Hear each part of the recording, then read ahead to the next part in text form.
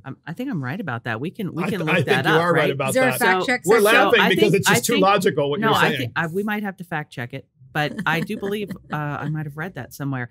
So children they really don't even have the ability to make rational decisions. You were just fact checked by our millennial, and he said that is so. Look at me. That is so. You're Look so at me smart. go, wow. Good company. What amazing. I tell you. So I even amaze myself sometimes. I'm glad I remembered that. So I don't really feel like this is appropriate in any way, shape, or form. I mean, that's why they're not adults out of the womb.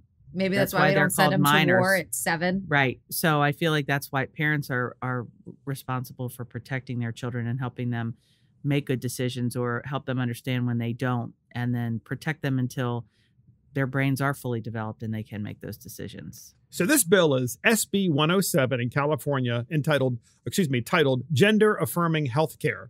So that basically would mean that a minor could go to California and have a sex change operation without parental consent, because California is going to be a sanctuary state of all, it's like, who thinks of these laws? California's falling apart. It's dirty. It's crime infested.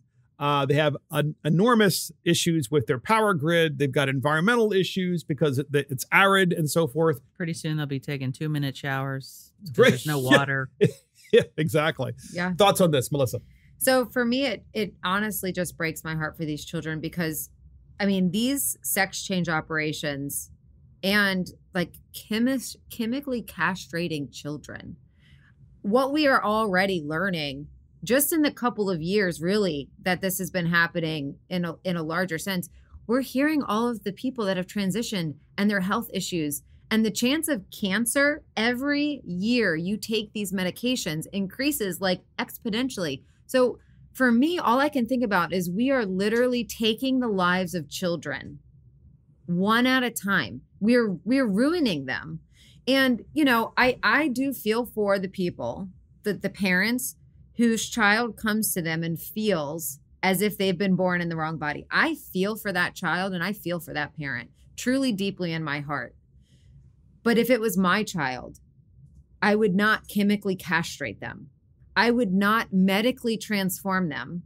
I would get them It's the irreversible. mental health. Right. It's completely irreversible. And I like would Jana hire said, I would hire a licensed professional, without a doubt, to give this help. I would baby go a talk to chance. doctors. I would go talk to therapists or psychiatrists or psychologists or all the things, and to make sure that we were really working together as a family unit to help our child. It's no different than drug addiction. It's no different than if someone was abused, and the kind of resources and the help that those children might need as well. It's the same thing. They should be afforded the same opportunity before such drastic things. One of the things that I don't understand is that there is one side that says that you can identify any way you want to identify at any time in your life, including when you're a minor. But then that wasn't enough. Then the next step was, we don't want you just to identify. We want to encourage you to literally take puberty blockers and go and have surgery as a minor. And both of those to me are inconsistent, because it's like, well, if you can just identify, then why would you need surgery? Mm-hmm. But that's my point. It's big business, though. It's money, Mark. It has to be money. And I also think there's a certain undercurrent of grooming and evil that's here as well, which is just hard to explain, like how this has happened. And it's all like kind of coalesced around this pandemic, which is really weird. Like all this weird stuff came out at the same time. As moms, I just want to hear, do you know people? Have you seen people? Have you talked to parents who have children and are all on board with this kind of stuff? So I don't personally know. I would imagine you wouldn't want them around your children anyway if you knew them. I don't personally know. I mean, there is a woman who we traveled in the same circle. We hung out. We didn't travel. We hung out in the same circle here locally. And one of her children, or maybe both, I definitely know of one, is, transitioning in some fashion. This person is extremely vocal, and it ruined our relationship. We have no cordial relationship anymore, because my desire to not teach my children that they can be a dinosaur if they want conflicts. And so, I mean, it's here. And to me, it breaks my heart because at the end of the day, I truly believe, I will choose to believe, I don't maybe fully believe, but I will choose to believe that all people want goodness. And their idea of that goodness might be different than mine. And so I can fully support the love a person has for their child. But just as I'm a Christian, I'm not going to encourage my Christian child to talk to your child about God if I know you don't believe in God. I don't want you to force your child to talk to my children about cutting their boobs off when they get them. Because that is a religion for those people. It is a religion. I'm convinced that it is. It is. So final thoughts on this subject of this Dumbest Bill in America podcast, listeners, which is making California a sanctuary state for child sex changes. It's almost hard to read, hard to believe that it's real, but it is a real bill. I read the bill from Scott Wiener, Jana Post, and then Melissa. It's disappointing. I feel like as parents, we're losing ground. And losing, for lack of a better word, control over being able to protect our kids and standing up for, what's appropriate. And just as Melissa said, I appreciate a family's unit, and what they want to do or how they want to raise their kids. And your way might be different than my way. I have boundaries, and so should you. And you don't get to expect me to respect your boundaries and your beliefs and your views without respecting mine. So it's a two-way street. And that seems to be the biggest issue for me. I am completely opposed, in summary, to there being a sanctuary state for something like this. This is literally life-changing and could ruin or kill. Mm-hmm. And it probably already has ruined many, many people. Yes. Yeah. Melissa, final thoughts. Yeah, agree. I completely oppose this bill also. And I think that it's sad that we're at a place where people feel bold enough to even propose it. I mean, that's really the thing to me where I'm like, somebody literally feels like this is such a good idea that he's going to say it out of his mouth in front of millions of people. And we're entertaining it. And propose that taxpayers are the ones footing the bill to castrate these children. Exactly. Like, so, for me, it's just, I wake up every day thinking, are we on the Truman Show? Like, where are they watching? Because this can't be real life that we've made this like. Make it make sense. Totally normal. Just cut your boobs off. Yeah. And that's the Dumbest Bill in America. And that's the last word from Mark and the Millennials. Thank you for joining Mark and the Millennials. This is Mark Fisher. Thank you to Jana Post and Melissa Goshorn, our guests. And thank you to our producer, Christopher Hopkins. Check us out on iTunes, Spotify, YouTube, Facebook, Twitter, Getter, Truth Social, Rumble, and our website. See you next time.